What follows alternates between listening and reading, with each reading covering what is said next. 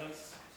As Stephen member, I'm a member of BRIX, and I decided to devote my time to get engaged with the BRI question, understand it better, and try to promote information here in Sweden wherever I can to get a better understanding among Swedes.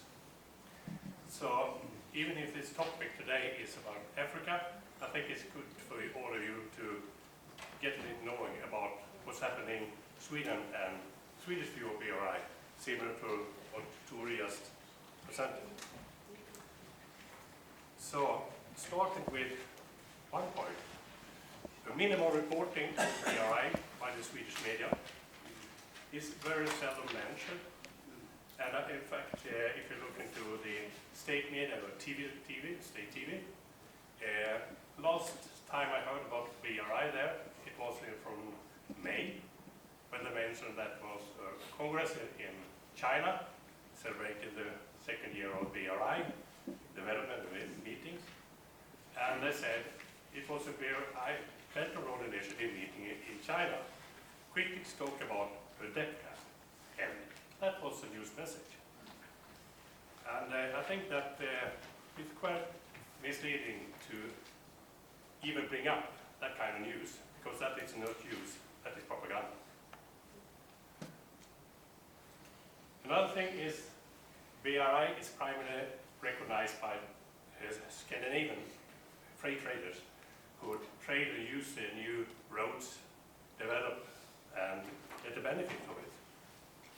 And third, there are no insight at all that Belt and Road Initiativ is significantly more than just transportation of roads.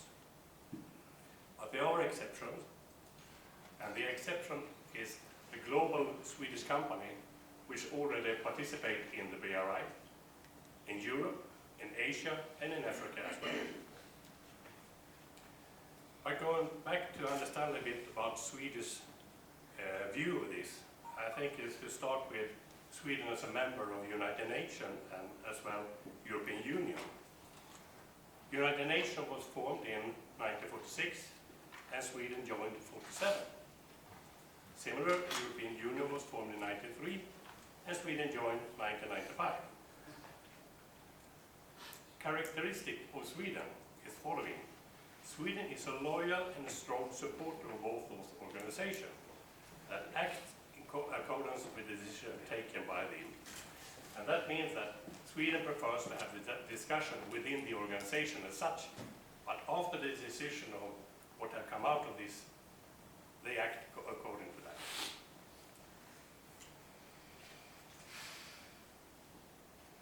This autumn, the Swedish government presented a new Swedish-China strategy, and naturally also in relation to BRI.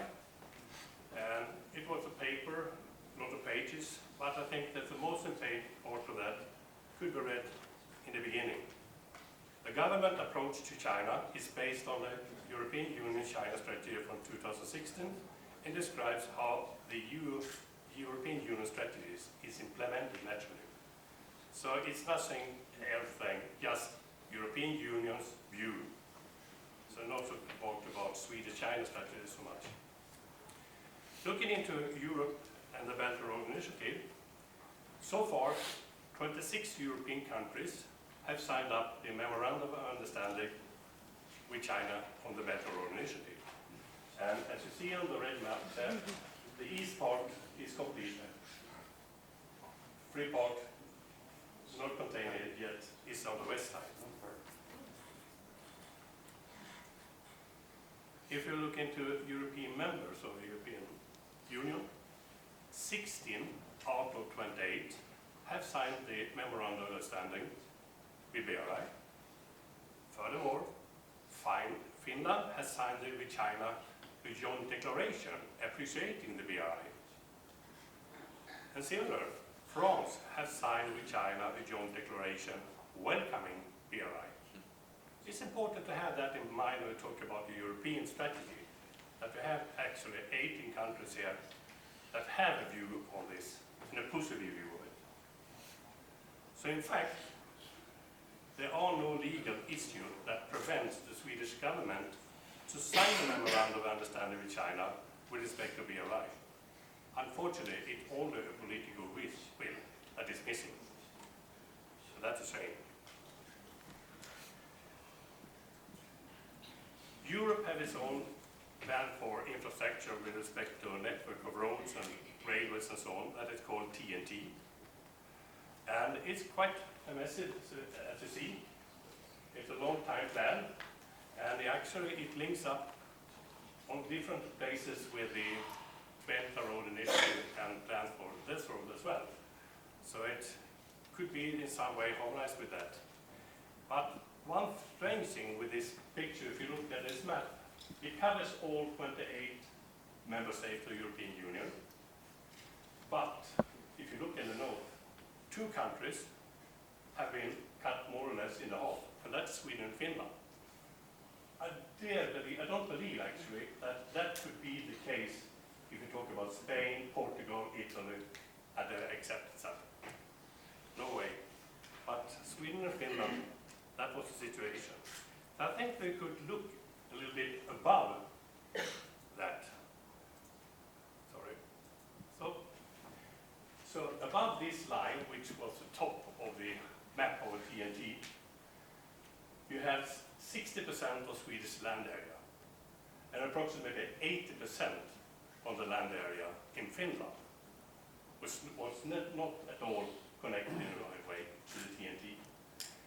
If you look into the northern part of Sweden, focusing on natural resources, you find that hydropower electricity, 90% of that is produced in the northern part of Sweden. And productive woodland is about 50% for Sweden. And with respect to mining, it's 100%. So here we have a lot of natural resources. So in one way or another, needs to go down. And I can tell you, similar naturally for Finland also, with more or less 100% of their woodland. But that is not part of the transport corridors in Europe.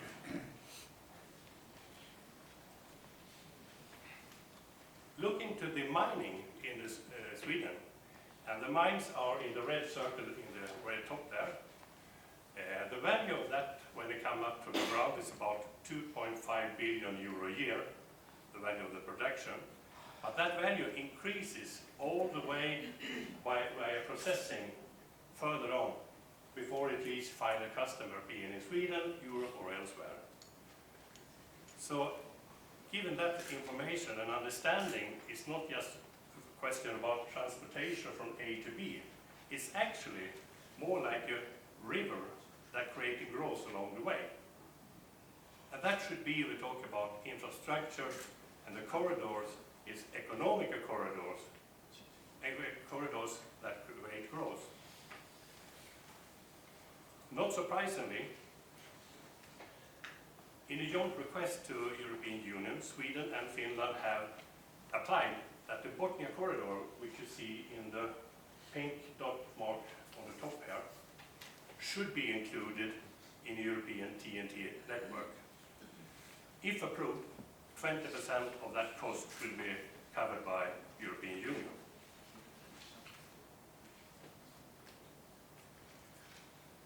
Sweden, as such, needs to add both north-south as well as east-west corridors in order to get efficient connection to the new Silk roads. And the obvious point is marked on red here. You see one of the red line up there to Kirkenes, which Tore mentioned before. But if you look into the Swedish national plan, we call the National Transport Plan for Sweden for the next coming 10 years, none of this is mentioned. Not at all. Even that all these changes are changing in the Europe, Asia, whatever, with the Belt and Road Initiativ, nothing is mentioned in the transportation plan. Nothing about connection to other countries, just simply within Sweden. And approximately about 60 billion Swedish crowns a year that will be spent, but mostly into maintenance to keep up with the present state of the roads, railways, and so on, and remove some bottlenecks. But unfortunately, no real view of making infrastructure cooperation. I don't know why, but it might be that we have some experiences from major infrastructure project in Sweden that make us scare or whatever. Those are, first of all, final cost is much higher than planned, much longer time to complete than planned, and final result, nevertheless, more often it is disappointing. And I can give you some examples of that. A railway tunnel was to be drilled under Hallandsåsen in western part of southwest of Sweden. That was extended for several years before completion. And I guess that they get the figure that some, you mentioned the figure in the beginning of what it would cost, reality be 10 times. Presently we are also building a highway bypassing Stockholm, Förbifart Stockholm. And it's just a young project, it's 2 years into it. But already we have been getting information that will be postponed 2 additional years, and it will cost an additional 1 billion Swedish crown to complete. At top of the crown, that will be the new Karolinska sjukhuset, new Karolinska hospital. Somebody mentioned, buy 1 hospital, paid for 3, but less capacity than before. It's actually written on that, unfortunately only in Sweden. The headline of this book, The Sick Hospital. Having that in mind, that we shouldn't say that Sweden is on top of building infrastructure and do it in a good way. But there are ways to learn from others. So, BRIC's proposal for Sweden, that Sweden should join the BRI, and in larger infrastructure project, use the vast experience and benefits offered by the Belt and Road Initiativ. Furthermore, by joining the BRI, Sweden can help create better living conditions in the countries that joins. For those of you who would like to get some more information, you are welcome to visit our website, brixsweden.org. And I'm happy to say that you're also welcome to download a new BRI report from BRICS, published as of today. And that's about 25 pages, which I can guarantee you that you get better understanding of the Belt and Road Initiativ, get an example, good discussion points, both from Africa, Asia, as well as from Sweden and Europe. So you're very welcome to those.